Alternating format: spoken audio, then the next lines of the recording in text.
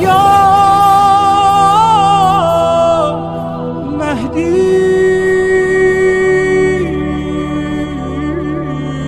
مددی۔ عزیزان محترم، بہرحال مجھے ذہن میں واقعہ آ گیا، سنا تو آپ نے ہوگا لیکن بہرحال ذہن میں آ گیا واقعہ، تو تکرار میں کوئی مذائقہ نہیں ہے کہ حضرت عیسیٰ علیہ السلام جو خدا کے نبی ہیں اپنے حواریوں کے ساتھ ایک جگہ گئے، ایک جگہ دیوار تھی، زمین تھی، ہٹایا تو دیکھا ہیرے جواہرات پڑے ہیں، تو حواری جو ہے وہ ان قیمتی پتھروں کو جمع کرنے لگے۔ تو حضرت عیسیٰ ظاہر ہے انہی طریقے سے درس دیا کرتے تھے، سفر پہ رہتے تھے، اپنے حواریوں کو سکھاتے تھے۔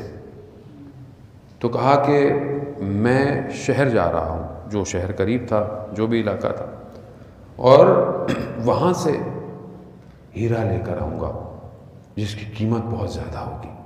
تم جن ہیروں کو دیکھ رہے ہو میں ایک ہیرا لے کر آتا ہوں۔ چلے گئے شہر، جائے غریب سے علاقے میں ایک گھر میں گئے، تو کہا کہ میں مسافر ہوں۔ بوڑھی سی عورت تھی، اسے نہیں پتا کہ خدا کا نبی ہے۔ کہا کہ آ جائیں، میرا بیٹا گیا ہوا ہے، آئے گا تو آپ کی خدمت کرے گا۔ ایسے میں وہ جوان آیا، حضرت عیسیٰ نے اس کے چہرے کو دیکھا تو دیکھا کہ پریشان لگتا ہے۔ کہا کیا پریشانی ہے؟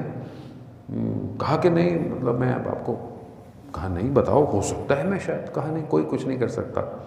کہا شاید میں تمہاری کو مدد کر دوں۔ تو کہنے لگا کہ میں مزدور ہوں، مزدوری کرتا ہوں، یہ رستے میں جو ہے زمین اور مٹی اور ان کو اٹھاتا ہوں۔ تو ایک کاروان گزر رہا تھا اور کاروان میں سواریاں تھیں، حواریاں تھیں۔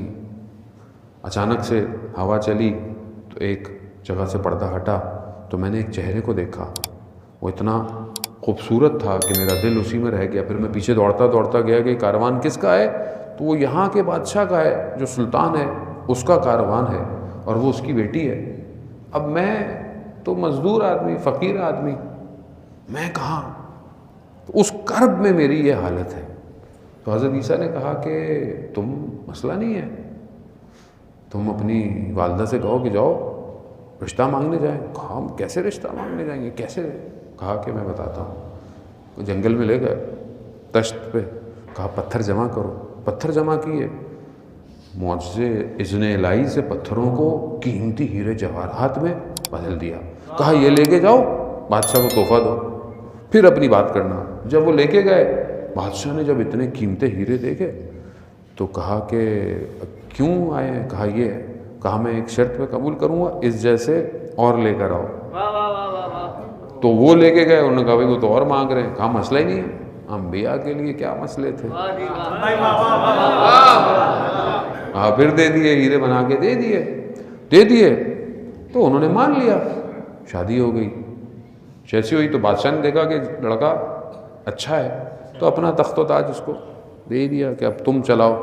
اب جب آیا تو اس نے حضرت عیسیٰ کو، تو اسے تو نہیں پتا تھا کون ہے، تو کہا کہ حضرت عیسیٰ نے کہا کہ میں جا رہا ہوں۔